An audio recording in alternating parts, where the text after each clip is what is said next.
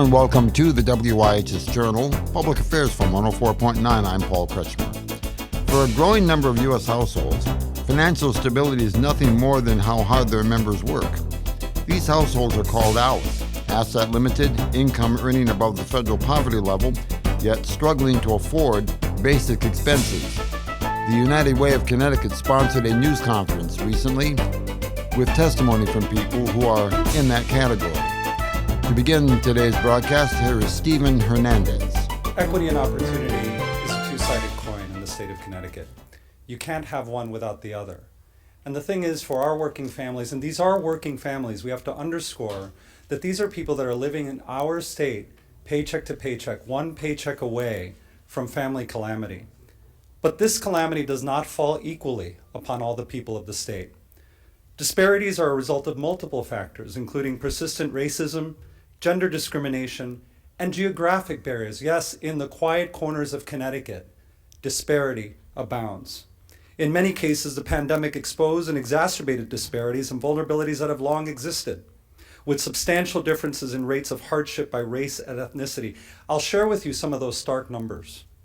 Black and Hispanic households, young households, and single-parent households had the highest rates below the ALICE threshold. Specifically, 54% of Black households, 57% of Hispanic households, 68% of female-headed households with children live below the ALICE threshold. The ALICE data really does help us understand hardship at a deeper level so that we can plan for and achieve equity in Connecticut.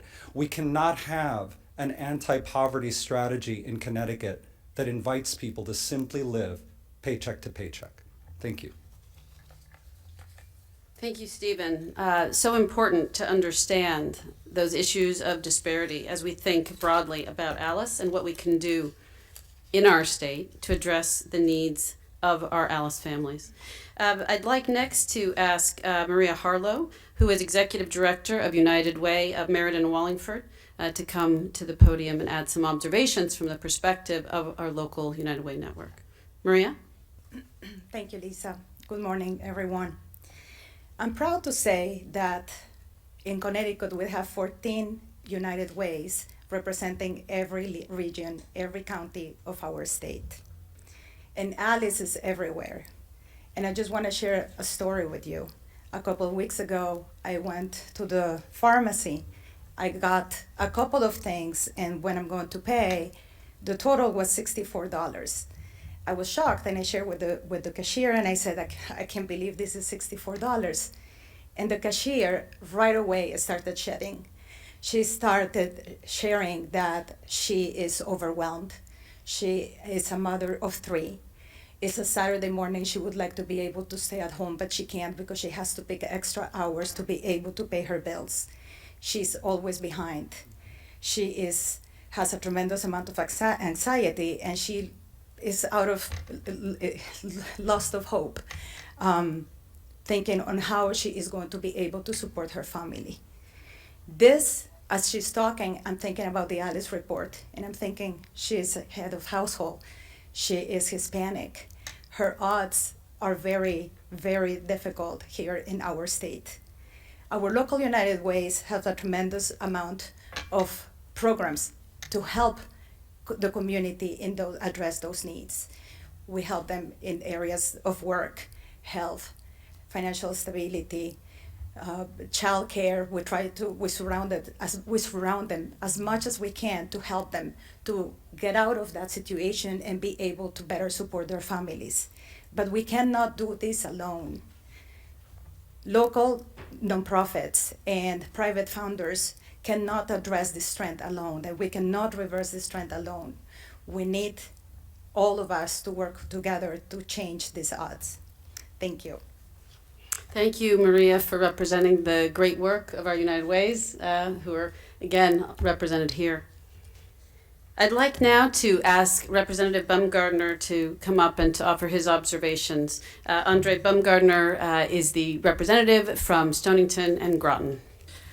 Thank you, Lisa, and it's an honor and privilege to be with each and every one of you today. I also want to acknowledge my colleague, Vice Chair of the Finance Committee, Representative Farrar, a fighter for working families, and also understand that she will be diving deep into this report as I have.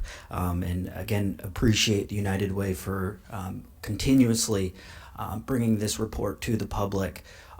So many insights that each and every policymaker truly need to take to heart. But as was shared earlier by Maria, we have all heard stories from individuals, families, single mothers in the places we love to shop at, the places we also work at. And there are too many folks who are falling through the foot cracks. This is not an issue unique to Connecticut, of course. It is a national trend we're seeing throughout our country. But it is certainly concerning to see it in a place that has so much wealth, has so much opportunity. And we can do better, certainly, as a state. So as the report shared, about 40% of households in my hometown in Groton are at or below the ALICE threshold, which is just above, obviously, the state average of 39%.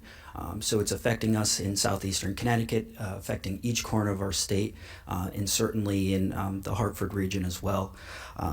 I also understand that the survival budget that the United Way puts, the ALICE report puts forth, shows that even despite all of the things, the basics that we have to pay for, our utility bills, our rent, our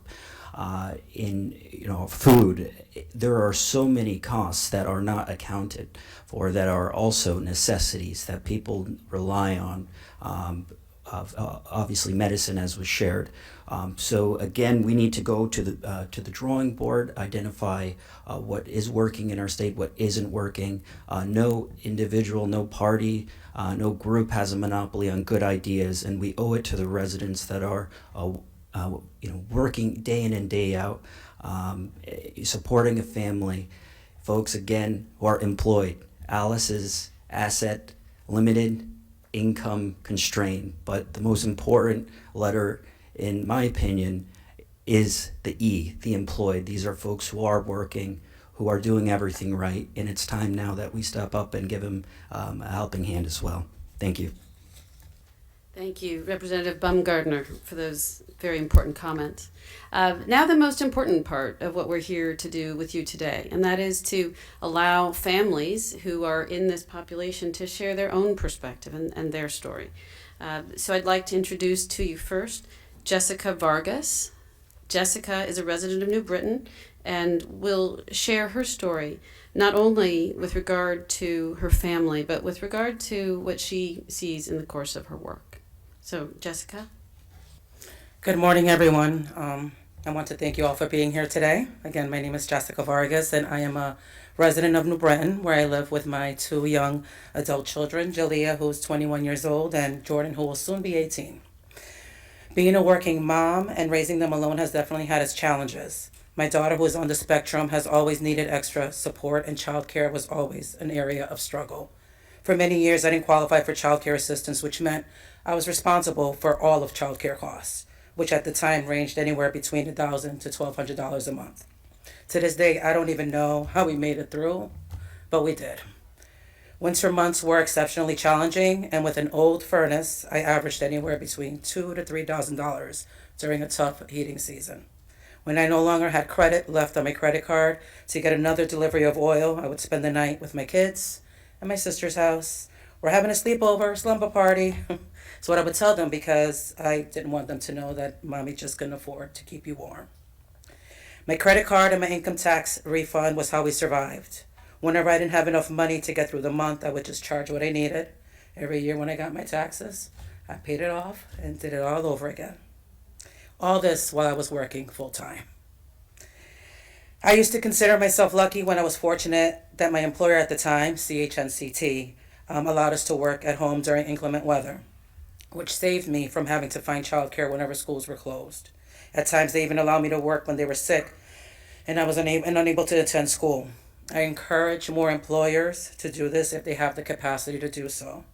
as this was one of the biggest reasons I stayed working for them for 14 years. I've always said they helped me raise my kids, and all because they worked with me as well as other working families.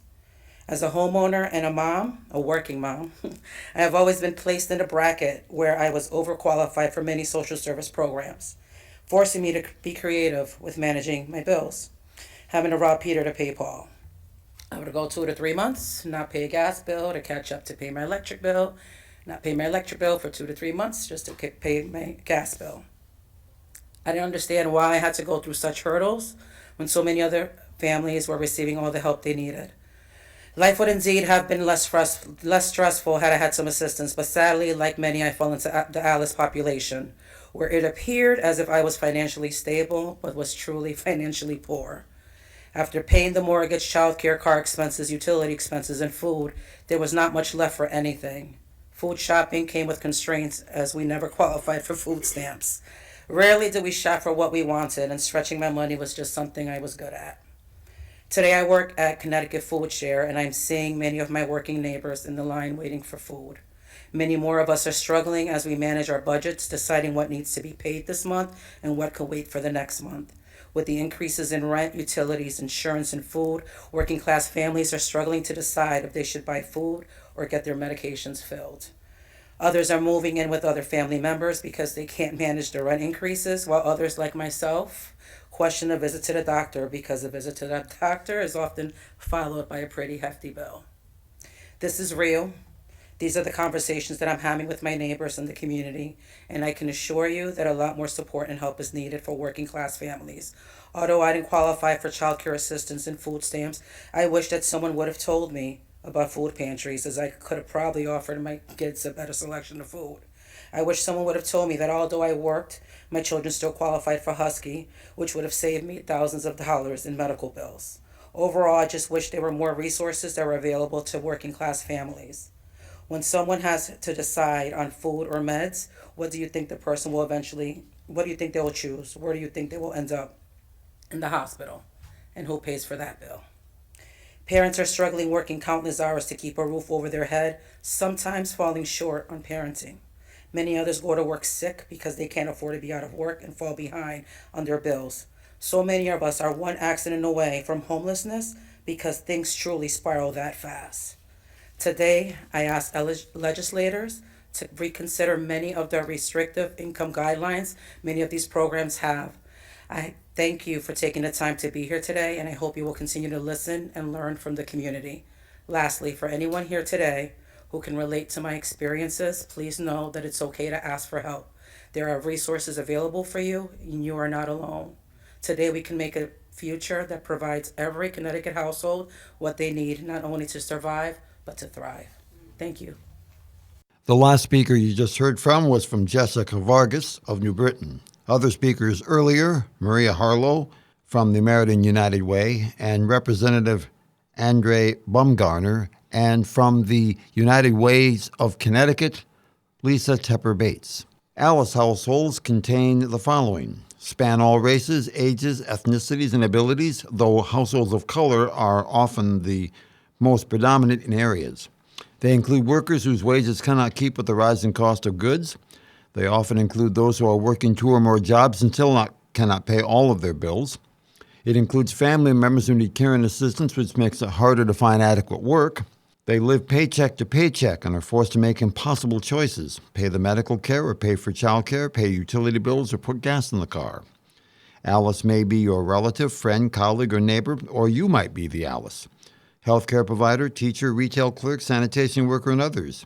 Alice people work in the economy, with the pandemic making it crystal clear just how much society needs them. The driving force behind United for Alice is their data and metrics. There were 35 million Alice households nationwide in 2018. That was 29% of the population. Combined with households below the federal poverty level, a total of 51 million U.S. households, or 42%, struggle to make ends meet. For further information, call us at 860-346-1049, 860-346-1049. Our thanks to the Connecticut Network for making this possible. The opinions expressed are those of the participants, not necessarily those of the staff or management of the station. I'm Paul Kretschmer for the WIHS Journal. Public Affairs from 104.9 WIHS.